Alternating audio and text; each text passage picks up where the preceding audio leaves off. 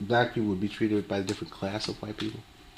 Yes, the richer people treated blacks better than the poorer whites, because the poorer whites seemed to be angry because they weren't rich, and they seemed to want to take it out on the blacks. So any opportunity they had to do something to a black person, they did it. They were they were a little bit harsher than. They were harsher than the rich, you know. Um, and especially for blacks who worked around the house of rich people. They seemed to take more offense at these people than they did the regular field hand type people. Why, I guess they were resentful. Of what? The fact that these people worked in the house, and that they seemed to do a little bit better than the others, and maybe they got the feeling that they were doing better than they were doing, and they didn't like it. They didn't think that a black was supposed to live better than they were living. And most of the time, blacks who worked, they were kind of thrifty and knew how to handle their money, and they maybe were frugal in their handling, and they accomplished and bought, say, a house of their own, a piece of land of their own, because they saved their money and did without a lot of other things. Mm-hmm. Okay. Hold on.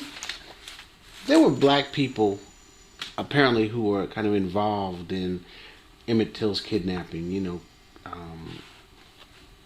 Cleaning up the blood and or holding him in the back of the truck and things like that. Um, Make me understand why a black person might be involved in something like that. They would be involved because they felt they had no choice. They knew that if they didn't do what these white people told them to do, they could be in the same place that Emmett Till was. And they were afraid for their lives. It's not that they wanted to, they did it willingly. It was a matter of survival. Mm-hmm.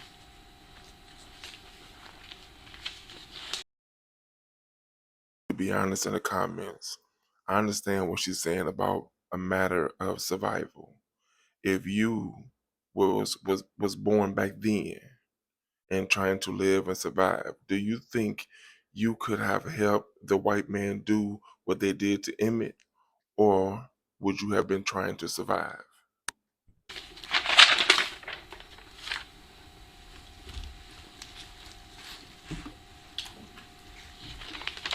Um, Mo's right. His grandfather got up in the court, and pointed out the white men. Um, if you can make me understand, in terms of back then, in terms of your lives back then, here, the lives people led. How courageous was that? I mean, back then. Very much so. This man realized that he could have been the next victim at the hands of other whites in retaliation for what he said against these whites. But they also knew that it made no difference what he said, that no white jury was going to find a white man guilty of doing anything to a black. If you will remember, they even admitted to going to this house and taking this boy, which was, to me, admitting kidnapping. But the jury found them innocent of kidnapping. Mm-hmm. So they just wasn't going to find them guilty of anything as far as a black person was concerned. Mm-hmm. When people say that that they weren't convicted because there wasn't enough evidence, what do you think about that? That's not true at all. There was plenty of evidence. Plenty. They took the child. The grandfather was there. He identified the folks who took the child. They even admitted to going there. Now, who else could have killed the child? Okay. You know, the evidence, there was plenty of evidence. It had nothing to do with evidence. It had something to do with black and white. That's all. It was a black and white issue. And a black life was not a valued life. So it didn't matter. If you were white, anything you do is right. And that was the philosophy. If you did it to a black.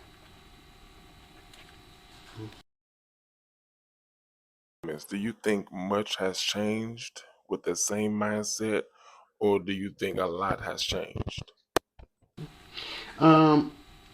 Afterwards, Mose Wright, Willie Reed, Amanda Bradley, who testified at the trial, they all left Mississippi.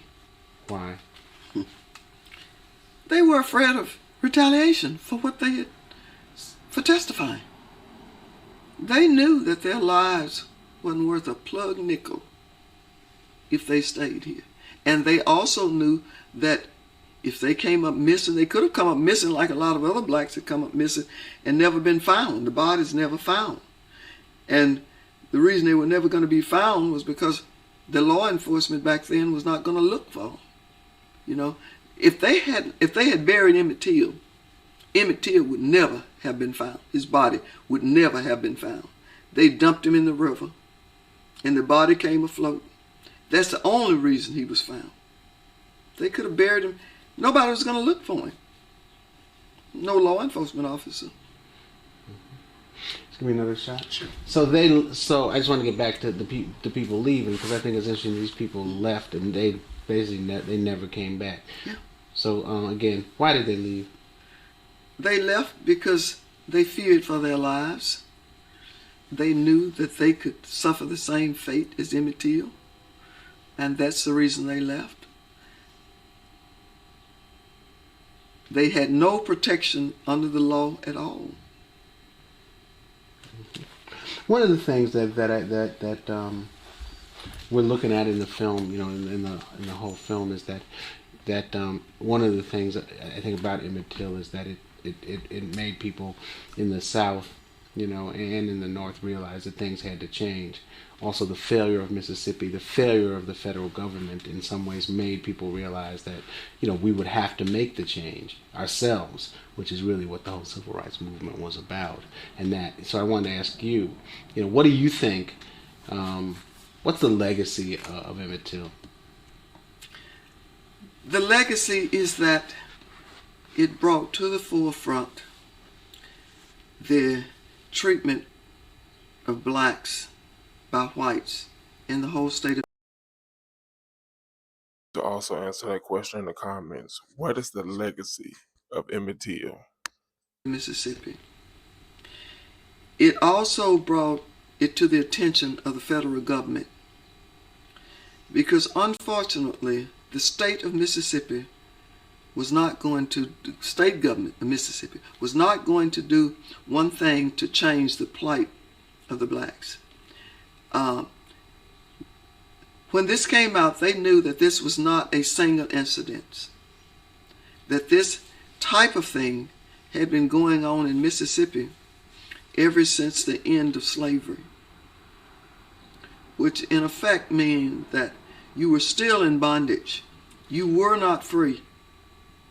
Even though slavery was supposed to be gone, you were still not free.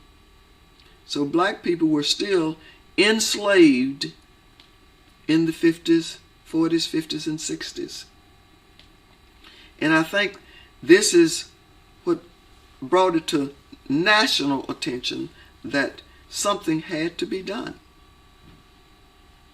And I think that's the legacy of Emmett Till, is that it brought it to the attention of the whole United States, if not the whole world. Mm-hmm. How do you think, this is maybe my last question, how do you think that that Emmett Till changed you. Did it change you at all?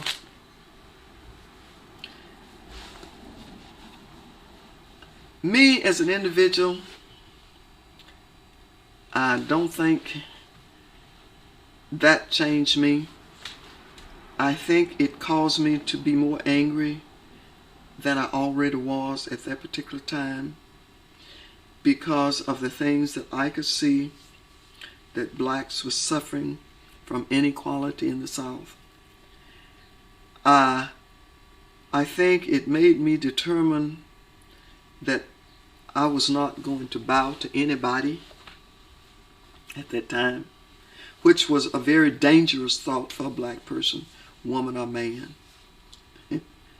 But fortunately, circumstances had it so that I was not put in situations where my life was threatened. And I guess it was just purely an act of God that I was not. Okay, let's cut. Okay. Comments. The question was about the story of Emmett Till. Did it change you in any kind of way? Let me know in the comments because I'm curious to know.